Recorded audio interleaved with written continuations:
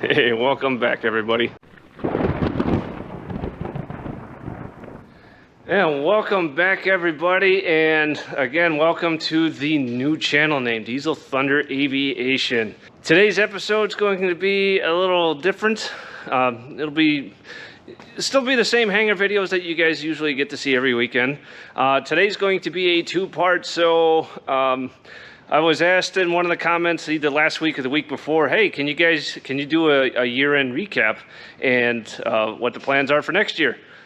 Absolutely. So this will be a two-part video today. So the hangar work today, and then the second half of this will be a little bourbon time at the house there, and I'll sit down with a glass of bourbon. We'll recap the year and plans moving forward for next year.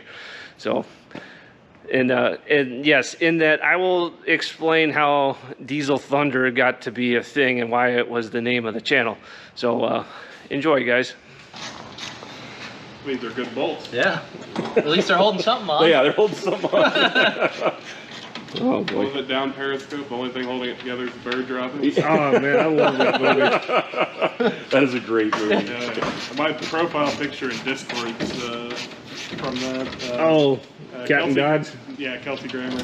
What is it? When he goes to him, he's like, no, make it a broadcast or whatever, and he's like, oh, okay, and he's got to stretch out and clamp onto everything. Oh yeah, the electrician. What'd they call him in that movie? Nitro. Nitro, yeah. I'm working on a nickname though. Mike. My recollection, I think maybe connected. Lift it up some, it's on a rail. I barely remember anything about that. Yeah, use the handle. Handle. The handle is. There you go. Or not. I didn't know if that was connected or not. Okay. Yeah. Hi, like a wiring diagram. So Well, let's make sure with that spacing. Stop. Yeah. Here, I'll get this side, you get that side. there's my schematic. It sucks, but it's also nice when you have a problem like this and you open the panel and you see something clearly charred. And you're like, oh, there we go. I mean, the whole thing is black. Right, yeah, this whole thing on a corner like this. So this is the DC. That's the high. That's the big rectifier right there. Looks like old buildings. Yeah. You open the Big box. knife switches. Looks like an old elevator circuit with those contacts. That is what it looks like. All those, what is it? There's some old elevators. Nothing obvious right away. Elevators. Alrighty, so a real quick rundown on the NC8. You guys probably have seen this end in the past. That's the old classic two-stroke Detroit diesel engine. Now, this is the bit that it drives. So there's the back of the engine there. That drives this generator, which that's the AC generator, which is also bolted to a DC generator, because remember, this cart does both. Both of that goes into this, the electronics bay. I don't know any better term to call this, but this is where all the magic happens within this cart. So you got these contactors up here that just switches, that turns on and off power to the little motor that's on the rear axle. That's how this thing moves around.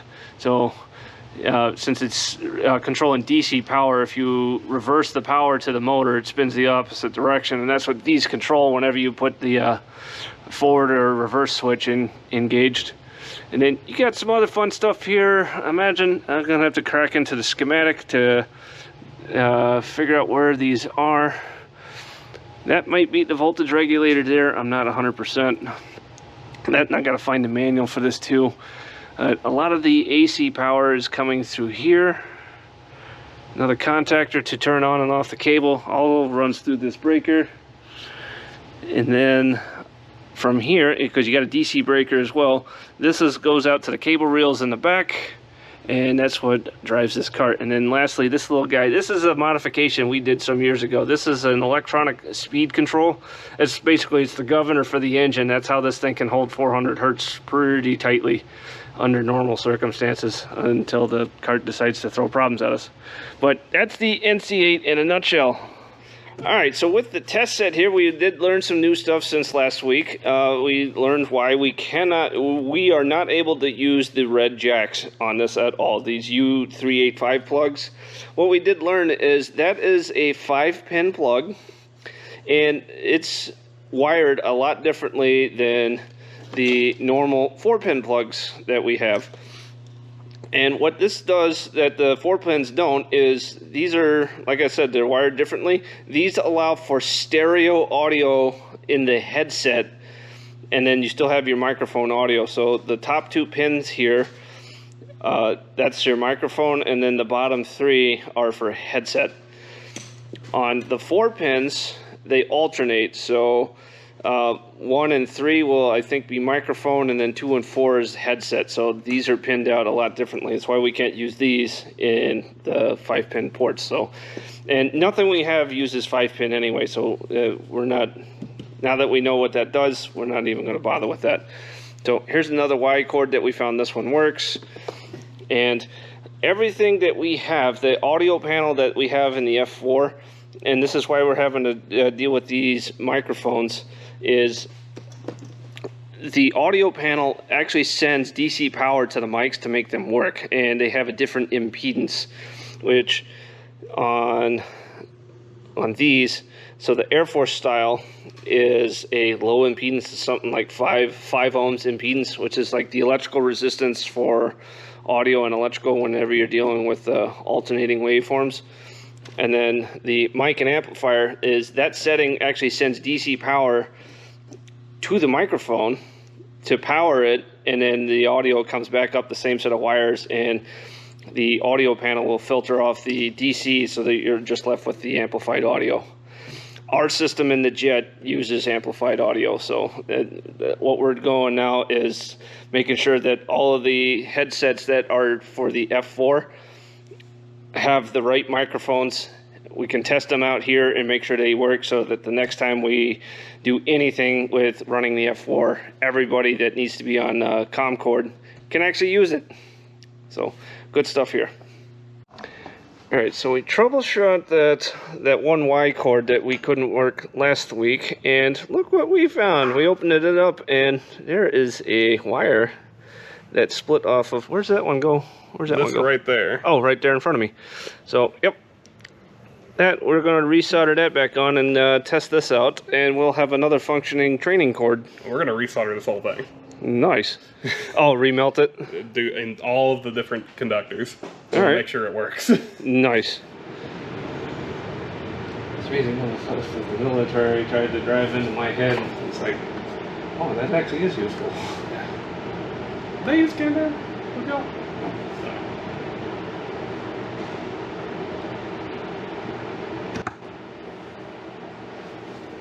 Yeah, PM is Ooh, a little smoky smoke. Just a little bit of burning rubber. Soldering's the best. Oh, it is. It is. I just don't It's do it that much. Yeah, and the lead-free stuff causes its own issues sometimes. And the last stuff I soldered on was an old Heathkit radio. We had some safety wire once that I don't know why, but it was about as malleable as solder. And it would just snap for no reason. Jeez. Yeah, we can have that safety wire shit. Nah, I'm too good for that. Yeah, I love those old Heathkit radios. Pretty reliable most days. Tube radios are so much fun. Oh, yeah. Mind the high voltage. Yeah. Only like 36,000 volts. Yeah, give or take. Alrighty guys, so we are testing this Y lead that we just rebuilt. We resoldered the connectors on the end there. So I'm plugged into station B and they are plugged into station A. So Riley, if you would try to talk real quick. Can you hear me? No, I cannot. Try again. How about now? No. I hear it clicking in here. Now let's try it. Can you hear me now? No. Test 1, 2. Try that again with yours. Testing, testing. So I hear your side. I hear it a little bit. Hello? Testing? Can you hear me? You can't even hear me? Yeah. Here, let's try the Y that does work. Test 1, 2. You can hear me? I can hear. Yeah, I can hear you. Yeah, and I can hear on this side too. So, is that headset just freaky? I just turned up the volume knob on this side. Thank you. You heard that one. Yeah, I heard that one. Okay, so they do work. It's those volume knobs. I wonder if this has one. Yes, it does. Alright, so that Y works. Let's try this Y. Now that we know both headsets work. So plug this in here. Give me that side. All right, can you hear me talk? Can you talk? Hello. I cannot hear him. But he can hear me. So we have the inverse of the problem that we had. So weird. Wait a second. No, I know that's the right that's a side. good one. So you try to plug in.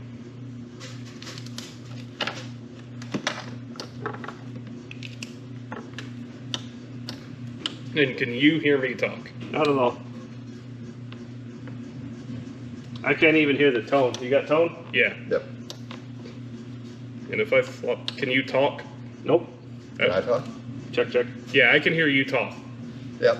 Okay, I can't hear. Yeah. Something's... Alright, so, new problem. Problem. Alright, but we know that this Y does work. Yes. But not with that headset for some reason. Well, it might now because I turned the volume up, remember? Oh, yeah, true. Well, let's check that out real quick so we... Yeah, let's go find a big old flathead. Oh, plug me into it.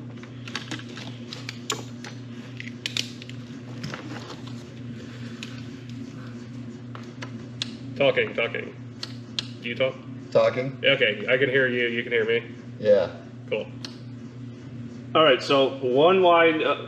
Alright, so both headsets work. Yes. This Y adapter works. That one doesn't for some screwy reason. Yes. And we need to change the mic on this headset. Yes. Alright. Cool. Now we got a game plan. Alright, now to the no brake tug. So what I'm going to do is I'm going to get the master cylinder back off of this. This is the new master cylinder. I'm not convinced I got all the air out of that, so I'm going to bench bleed that. We did get a new wheel cylinder for this side, so they're looking at, unfortunately the replacement is metric threaded, and what was in there is normal threads, quarter 20 threads if I'm not mistaken. But hopefully we'll get this tug operational today.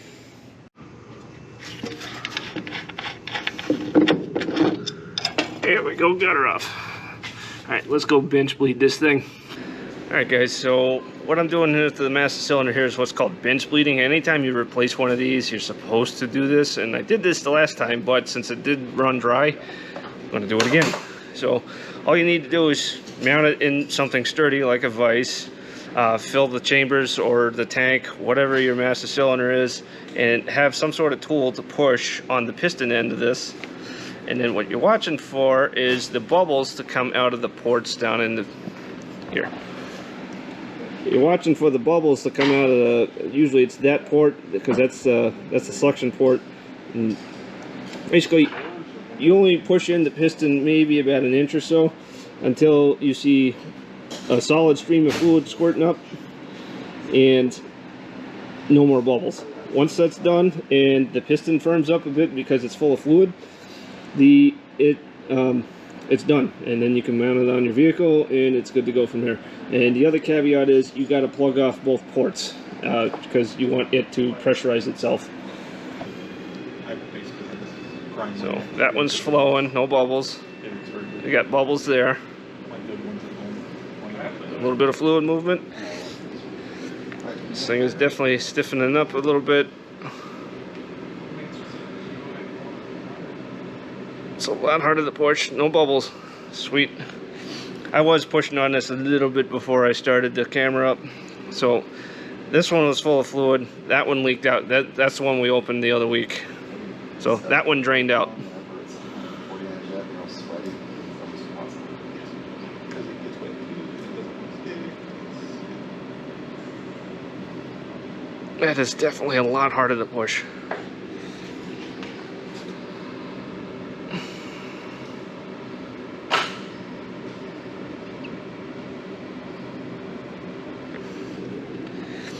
The other thing you want to make sure is that the piston returns on its own, because usually there's a big beefy spring on the end of this. Cool. I'm going to give this another pump or two and then put the cap back on and bring it back over.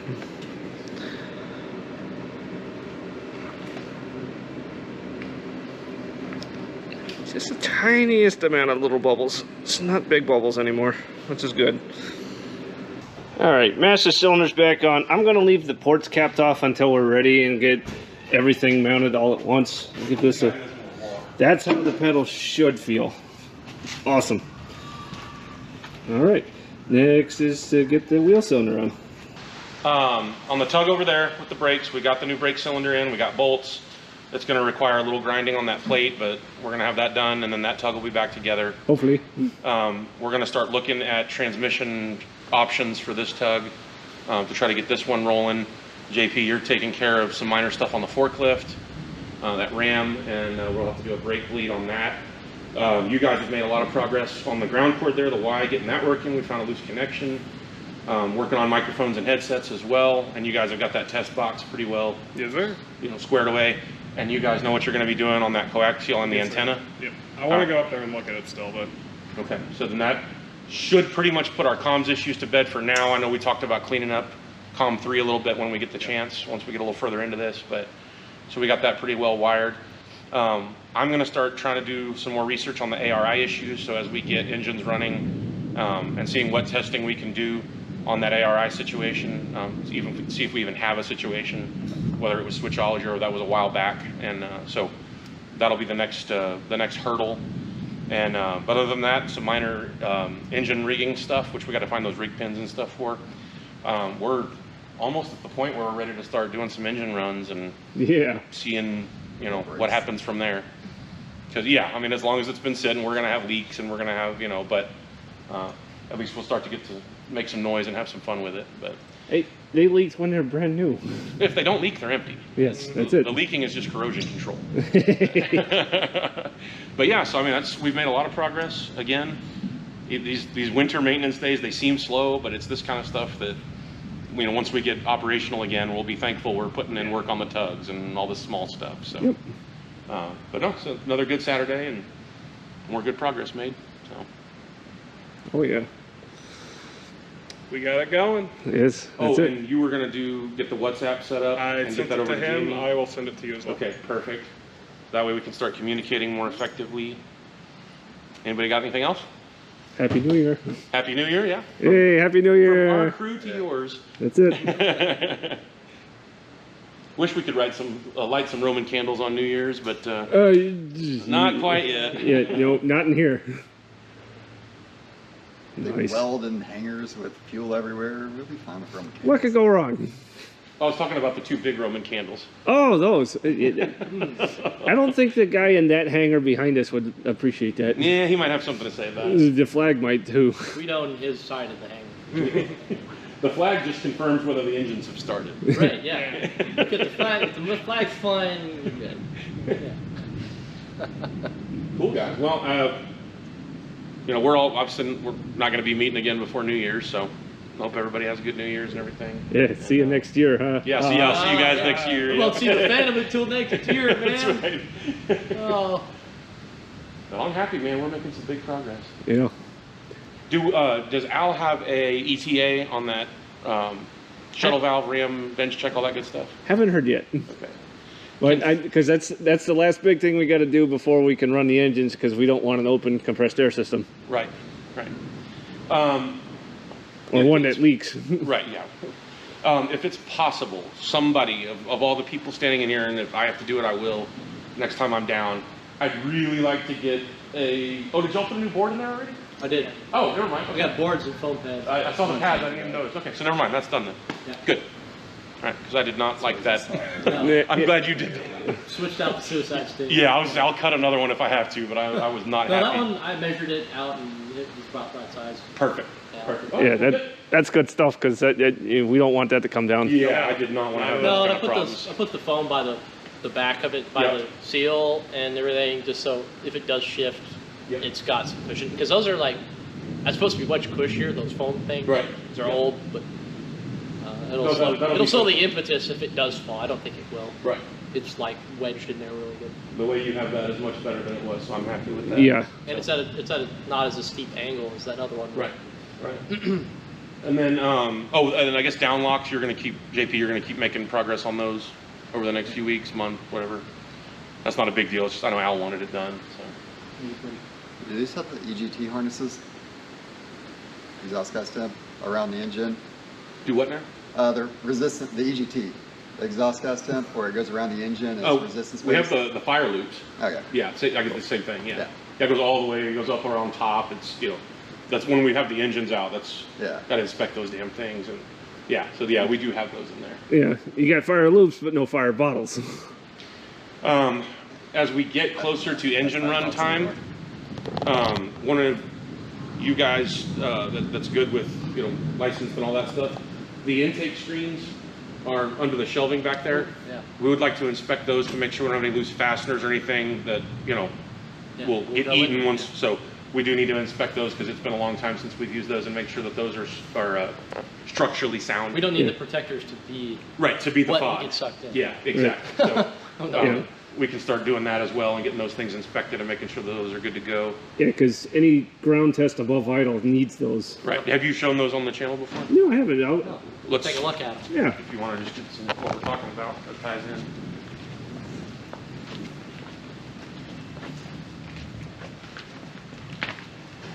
Yeah, the old FOD screens. That's what keeps junk out of the engines when we're Yep. So we doing put ground these runs. on the intakes when we're doing ground runs up to a certain power. They can't be on there for all the way up, but they've got all these rivets and screws and fittings and stuff on the inside as well. And so we just want to make sure we inspect these so that nothing, try to have these on there for protection. We don't want these to send parts down the engine. No. So we're almost at the point where we can start doing some crew training for you guys because we're hydraulic servicing, engine oil servicing, drag chute packing, just how to be around the airplane operationally, pre-flighting, post-flighting, through flighting, all that good stuff. It's- Arming We the got a lot seats, de-arming the seats. well, it'll be pinning and unpinning. Like Yeah. the arming is the maintenance procedure where we take the explosives in and out. That's thunder, by the Fun way. going on. The sky has definitely been armed today. Yes. Well, yeah, so we'll go over, pinning and unpinning seats and making sure everything's safe there. And That's it. Safing and unsafing the seat. They're always armed. right, They're just- always armed, just safing and unsafing, and then that way you guys can, operationally be around the airplane safely. And then how to safely pack a drag chute. That's the fun part. Yeah, because I don't want to lose any teeth from Yeah. that door. That's the fun part. You could bust knuckles, you can lose teeth, you can. The drag chute could be all kinds of fun. That'll be the subject of another video. That'll be its own video. Yeah. That's why we let Will do it. He's already lost all those things. What's that? So that's why we let you do it. You've already lost all those things. That's true. My face is literally held together with metal plates. I could eat that door and I'd be fine. Cyborg. I am. Most the Terminator. That's not his ringer. No. No, that's coming from that hangar. Yeah, it's been off and on all day. I wonder what that is. I think that means the Germans are about to attack. It may be a weather radio. That could be. Could be. It's been going nuts all Because day. there's a lot of tornado warnings kind of up north. Yeah. All right. But yeah, so these things are here. We can get these out and start inspecting these. And I will do it once over. Sweet. Not Nice. twice over. twice over would be better. Yes. Yeah. We always do things twice. Just once over sounds good. That's That's it. I'll give them a look-see. I'll go look see. Nice. Yep, they look Yeah, good. good. Good to look at. Let's High put them five. in front of our $1 million engines. They're Yeah. good. How much does a replacement engine cost roughly?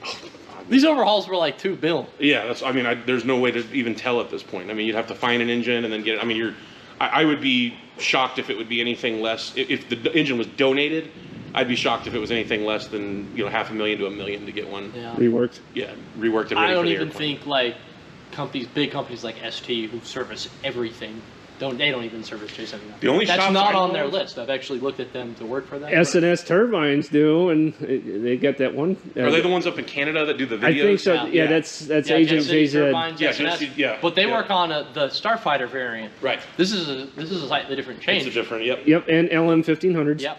No, there was the ones that did this engine. There was a shop out in California, I think, is where we sent this engine. Oh, and that one fought it out. Yeah, Yeah. and it was a shop in California. You remember what it was called? It's like Jet Cal or something like that, I think. That did these, and I don't even know if they're still around. But They yeah. moved on to the 2500. right, Yeah. right. But yeah, no, I think if we had to do another motor, even if the motor was donated, I think we'd be $500,000 to $1 million before it was Oh, yeah. in the airplane. Just imagine like the rental time on a J79. Yeesh. Because it's not just like the overhaul, it's getting it to overhaul. Out of the airplane on a stand, the stand's complex as is. Getting it out of the airplane is actually not as hard as you think. We did Still it. operation though. Right, we did it in 2 days with about 10 guys, and we could have. We got it down to a few hours by the end of Right, the last time we did it, we had it down to a few We've done hours. it so much. The hardest part, believe it or not, is getting the damn carts lined up The properly. trailer. Yeah, because I mean, if it's not just completely dead on, you have all kinds of You problems. know what that's like. And then you have to transfer the engine off of the cart that adjusts it and stuff for installing, and you got to put it on a transport cart. Yep. And so then you have to get those carts lined up just right. That's the hardest part. Getting the engine in and out, it's actually not that bad, but No. It's just the alignment. yes. That's how it is on the MiG-21. It Just is did it. Yeah. Just mess with the cart. 2 carts. Yeah, how's and that a coming, by stand. the way? Really close. I'm putting some accessories back on.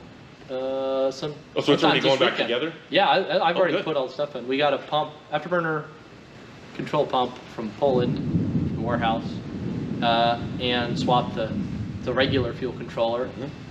So I have to put centrifugal governor, a drive shaft for a centrifugal governor, those little tiny pieces, some covers, put on some hoses, and it will be ready to go.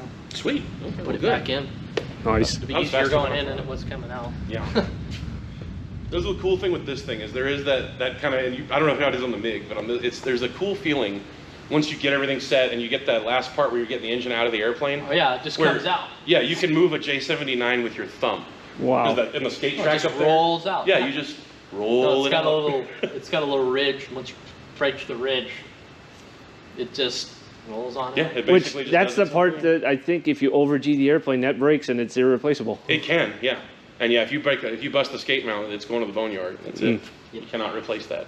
Yeah, because that was built on the assembly line and Yep. built around it. Yep, exactly. It's an integral structural part. Yep. So yeah, if that skate mount's done, you're done. Yeah. So yeah, we definitely don't pull anywhere near those G's. Yeah, Oh, no. no.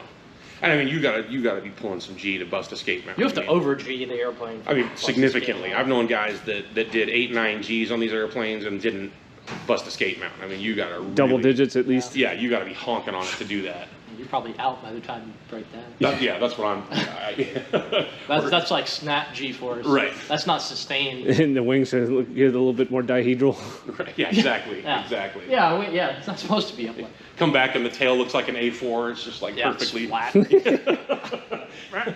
Like I think we might have done something here. Yeah, that's not our department. I had wing tanks on when I entered that turn, and Yeah, Where'd they go? we're the fixing department, not the braking department. yeah, that's right. Well, they say it takes a high school education to fix them and a college education to break them. Yep. Something like that. Yep. Fun times. Awesome.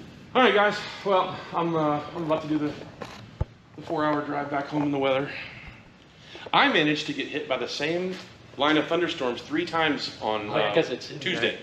Well, that pretty much wraps it up for the year, right? That's it for the year. Yeah. Awesome. So, Well, last video of the year. So yeah, Happy New Year, guys. everybody be safe. Have a happy New Year. Hi, welcome back everybody to a little bourbon time to finish out the year. And tonight, unlike last time, yes, I am actually having a bourbon tonight. Tonight's is Buffalo Trace. This was a Christmas present, thanks to my oldest son and his wife, who tied that nice little scarf thing on the bottle. It looks kind of cool, and I kind of left it there. So, but yeah, tonight's is Buffalo Trace. and we're just going to kick back, relax, and talk about how this year went, what we got planned for next year. So, cheers, everybody. Ooh, that's good. All right, so where we started off with the year with the Phantom was the electrical system problem that we had been trying to tackle since the previous year, as well as dealing with a leaky strut. The right main landing gear, the inner seal that separates the upper and the lower chambers on the inside of the strut housing was leaking down, and that's what prevented the gear from swinging properly with that strut, as well as anytime you put air in it, it would leak down and then just bottom out, which that's not good. So we end up pulling that strut off, hopefully trying to be able to reseal it. We got pretty much all the seals except for a small handful. I think like 2, 3, or 4 seals that I don't know if they ever came in or not. I think they may not have, because we replaced it with the other strut that we had on the shelf.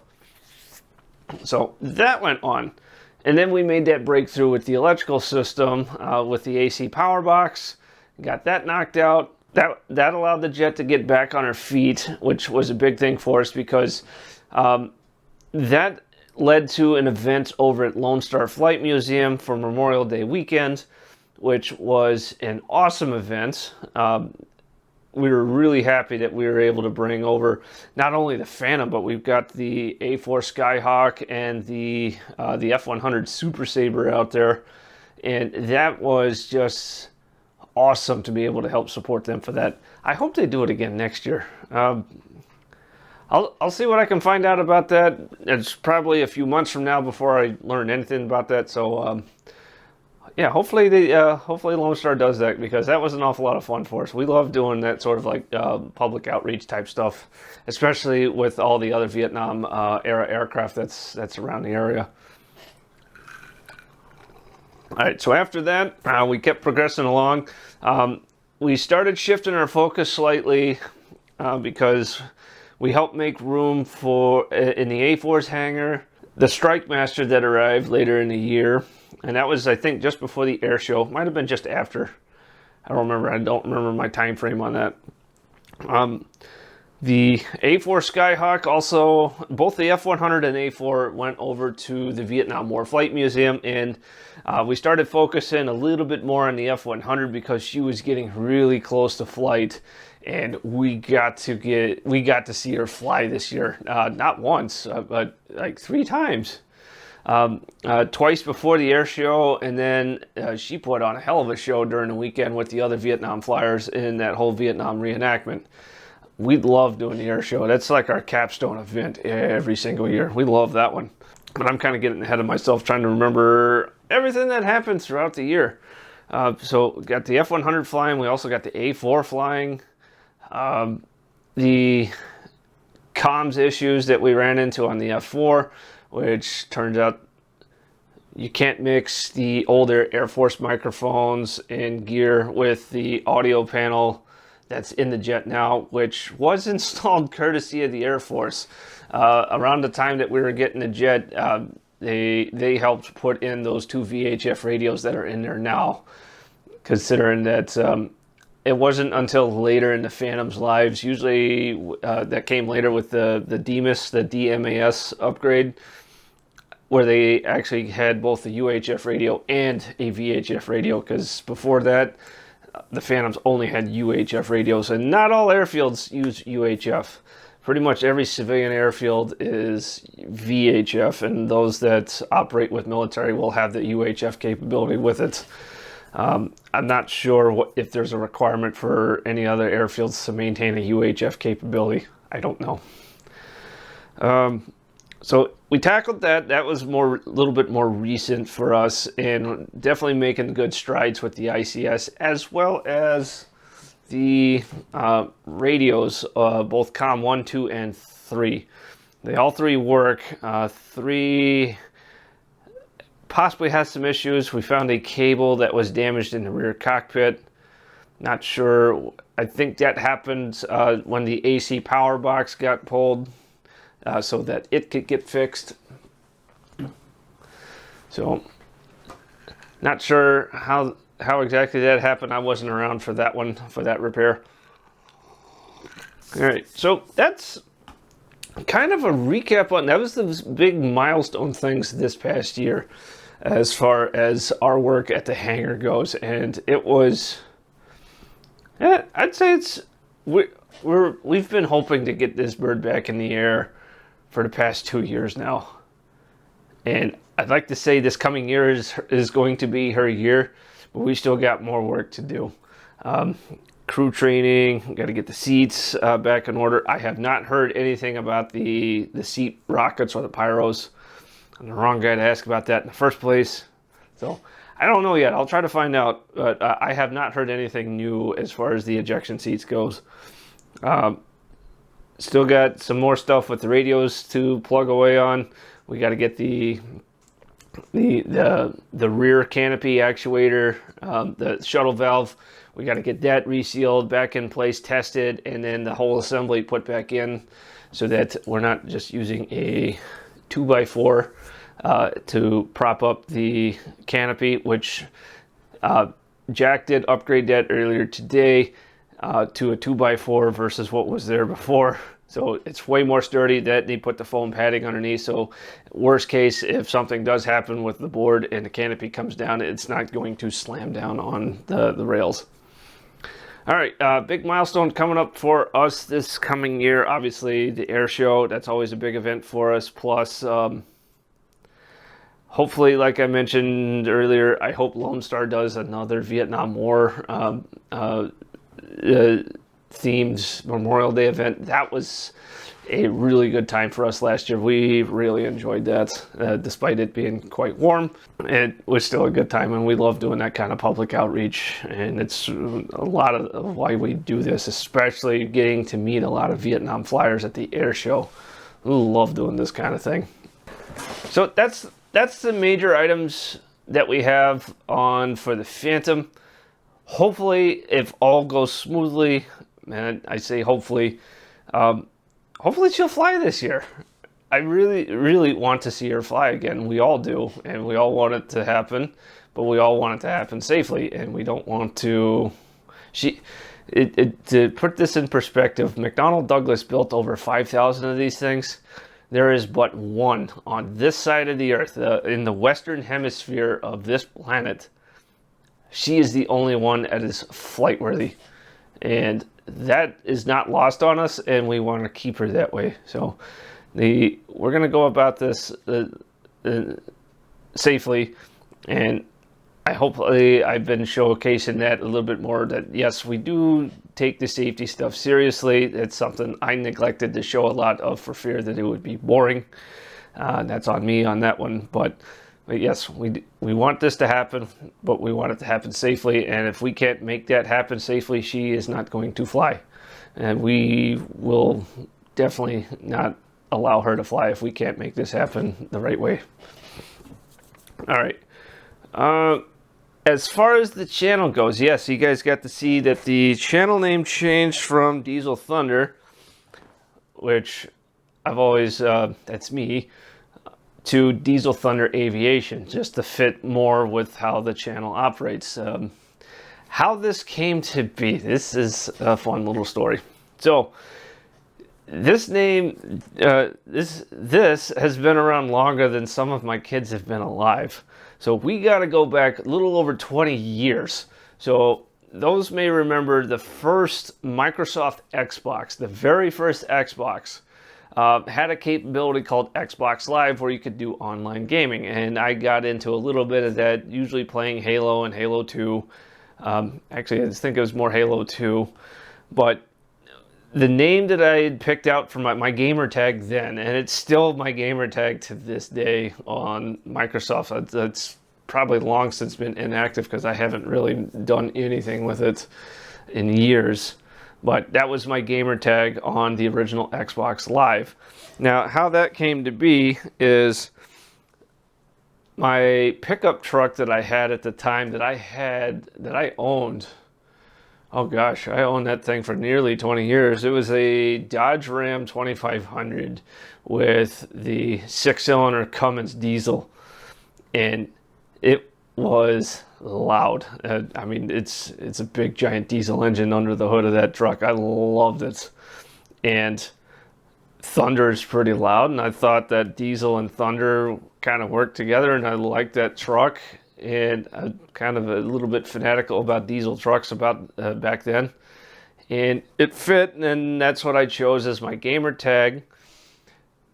Fast forward a good number of years, and I've used that throughout other game services here and there, most notably DCS World.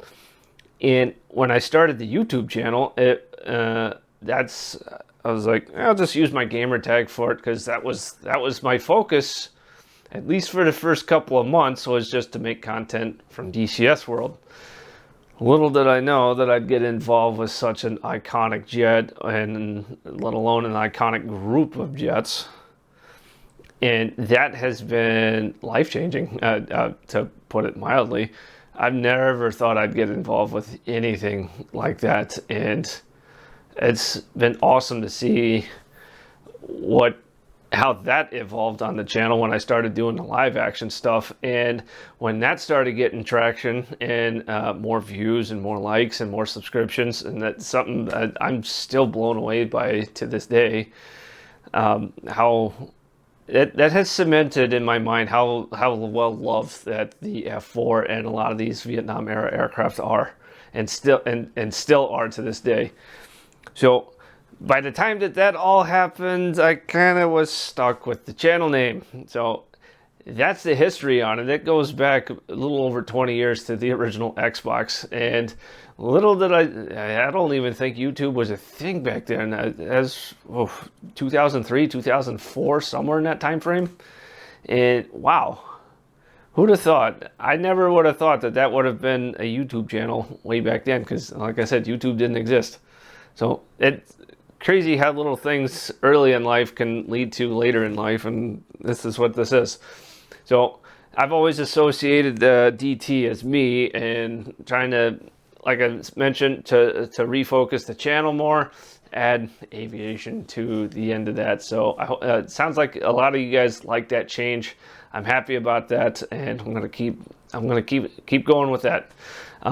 As far as the YouTube channel goes, the weekly videos from the hangar are going to be a staple of the channel. I don't foresee that going away anytime soon. My family and we do not plan on moving away from here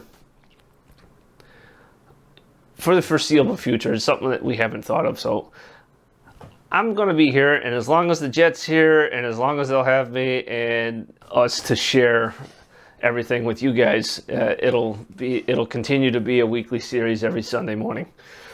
So as far as the DCS World content goes, that is something that I do want to pick up more on again. So I've kind of got the schedule figured out, and it's something I've tried to do in the past, where every Sunday morning was the hangar video, and then for the midweek around Wednesday, I'd release a DCS video. And earlier this year, I was able to do that, and all the way up until I got heavily involved with helping out with the F-4, the DCS World F-4E. And that was awesome. Heapler did an outstanding job, and I feel incredibly lucky to have been a small part of that. It's not everyone has an F-4 20 minutes away at a hangar, and yet here we are. And that was super awesome that they hit me up and asked if we could help out. And of course, who else has a real life F-4 that they can power up and capture video and audio, and as well as a whole library full of manuals that they can help share information with. And not only that, but also with Granelli Designs with the F-100. So super, I feel very fortunate and very lucky to get involved with two separate teams. And that's something that just doesn't happen every day. And I never thought that the YouTube channel would have ever led to anything like that. That's been cool. But I do want to pick up more with the DCS World content. So around the time that the F-4 released, those of you that are into the DCS World things, there was another third-party developer that had a dispute with Eagle Dynamics. They're the ones that came up with and still manage DCS World, and that was right around the release of the F-4, and that kind of hung like a dark cloud over everything over the late spring and summer in DCS. That and customer confidence in Eagle Dynamics has kind of eroded a bit this past year, and it's kind of felt very weird with DCS lately, and it's kind of killed a little bit of my enthusiasm for doing videos on it. But I do plan on picking up more with that this year. In fact, for some of you F4 enthusiasts in DCS World, something I've been working on is Wizzo School. I plan on doing an entire series on learning all the roles and responsibilities of everything that you get to do in the back seat of the F4. So I got a whole topic list of videos that I want to do for that. And like I said, I do want to pick up more with DCS videos. I enjoy it. It's still hands down the best PC-based combat flight simulator that's out there. I do plan on picking up more with DCS World stuff. So something that you guys can look forward to that this coming year. Something else to go along with that.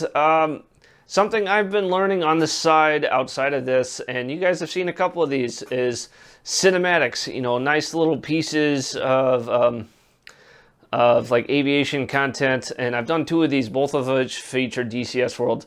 You know, it's set to some nice pieces of music and whatnot, and I've done 2 so far. Those are an awful lot of work, but I love seeing the end result of that come together. It's worth a lot of that effort, and I've had some coaching on that recently on how to do better with those, you know, setting up camera angles and whatnot. So I do want to pick up a little bit more on cinematics.